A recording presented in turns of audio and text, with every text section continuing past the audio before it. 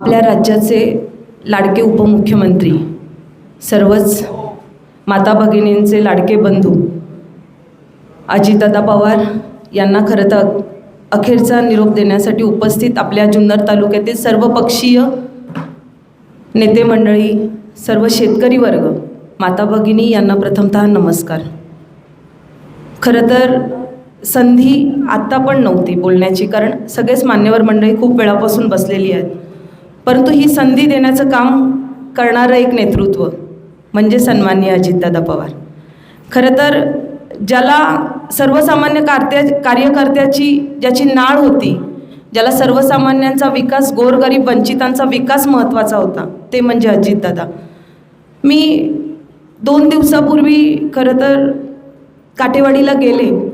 काटेवाडीला गेल्यानंतर अनुभवलं की अजितदादा काय आहेत, का त्यांना पालकमंत्री म्हणतात, की सकाळी लोकांना भेटल्यानंतर दिवसभर त्या माणसाला असा प्रश्न पडायचा की पहाटेच्या आधीच अजितदादा सगळ्यांना माहिती उठायचे, परंतु ती रात्र पण झोपू नये, रात्रभर पण झोपू नये असं व्यक्तिमत्व म्हणजे अजितदादा होते, की रात्रभर सर्वांच्या कामाचं, महाराष्ट्राच्या विकासाचं स्वप्न उराशी घेऊन झोपणारं व्यक्तिमत्व.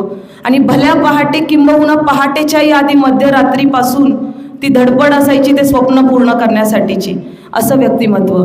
शेतकरी, आजूबाजूच्या पालावर राहणारा प्रत्येक धनगर समाजातील माणूस रडत होता, आदिवासी समाजातील माणूस तिथे रडत होता की दादा ए सुका तू आला नाही, ए सोमा तुझं काय चाललंय, कोणाची तब्येत बरी नाही रे. म्हणजे पालकमंत्री होणं सोपं नाही. खऱ्या अर्थाने जर पालकमंत्री कोणी असेल पुणे जिल्ह्याला, एकमेव आणि अद्वितीय जर लाभलेलं व्यक्तिमत्व म्हणजे सन्माननीय अजितदादा.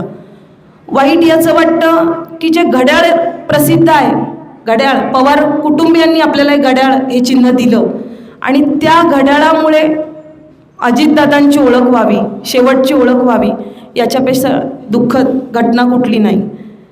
खरं तर अजितदादांच्या सभा होणार, पक्षविरहित प्रत्येक व्यक्ती त्यांच्या प्रत्येक शब्दाला ऐकणारा असायचा, प्रत्येक त्यांची हालचाल प्रेरणादायी असायची.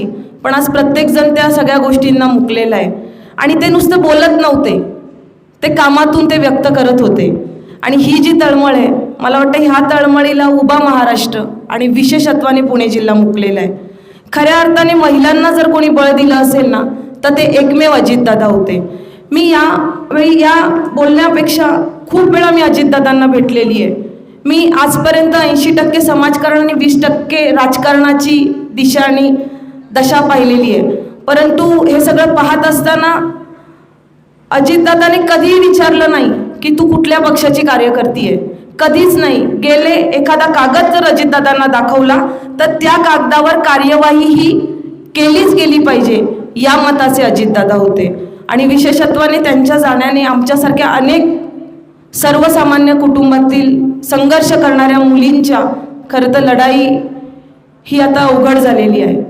परंतु अजितदादांचाच वसा आहे की लढाई ही कामासाठी असली पाहिजे, सर्वसामान्य जे तळागाळातले घटक आहेत त्यांना न्याय देण्यासाठी असली पाहिजे. आणि मला वाटतं अजितदादा जसे कामाचे होते तसे इथून पुढच्या काळामध्ये जर अजितदादांना श्रद्धांजली व्हायची असेल तर ती फक्त आणि फक्त कामाच्या माध्यमातून ताई आपण वाहिली पाहिजे. आणि अजितदादांच्या सभा व्हाव्या ही प्रत्येकाची इच्छा होती, परंतु अजितदादांच्या बाबतीमधली अशा पद्धतीची सभा घ्यावी लागावी याच्यापेक्षा खेदजनक काही नाही. म्हणून कुठल्याही प्रकारचा प्रसार मी भोंगे वाजून करणार नाही, कारण त्या प्रमुखाने मला ही उमेदवारी दिली होती. आज माझ्या घरातला कुटुंब प्रमुख गेलेला आहे, मी प्रचंड दुःखात आहे, कुठल्याही प्रकारची मनस्थिती राहिलेली नाही. मी 2 दिवस काटेवाडीमध्ये होते, काटेवाडीमध्ये प्रत्येकाला भेटले, अजितदादा पवार यांना शिकवलेल्या शिक्षकाला भेटले. त्यांनी सांगितलं की हा अतिशय धांडरट आणि वात्रट मुलगा असायचा, पण अतिशय हुशार. जसे पवार साहेब जसे चाणाक्ष तसाच तो हुशार. त्याला प्रत्येकाला मदत करावी वाटायची आणि प्रत्येकाला देखील त्यांना गारानं सांगायला वाटायचं, की प्रत्येकाला वाटायचं आपण आपलं गारानं दादाकडे न्यावं आणि दादा काही नाही म्हणणार नाही. परंतु आज कधीही नाही म्हणणारा दादा नॉट रिचेबल झालेला आहे. जेव्हा जेव्हा राजकीय स्थित्यंतरं झाली तेव्हा 98 551 222 हा नंबर नॉट रिचेबल आपल्याला दिसायचा, पण आज दादा कायमचे नॉट रिचेबल झालेले आहेत. परंतु त्यांना जर आपल्यामध्ये जिवंत ठेवायचं असेल तर त्यांच्या कामाचा वसा आपल्यासारख्या प्रत्येक कार्यकर्त्याने इथून पुढच्या काळामध्ये जपणं गरजेचं आहे आणि हीच आदरांजली ठरेल.